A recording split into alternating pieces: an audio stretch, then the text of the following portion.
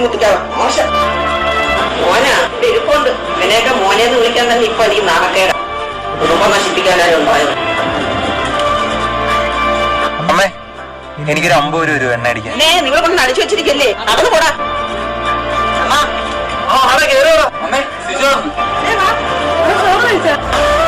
കഴിച്ചേ പറ്റൂ.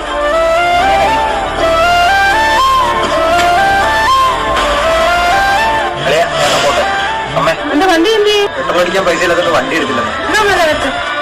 നീ എന്റെ മോനല്ലേടാ, വേഗം പോയിട്ട് അവരിവിടെ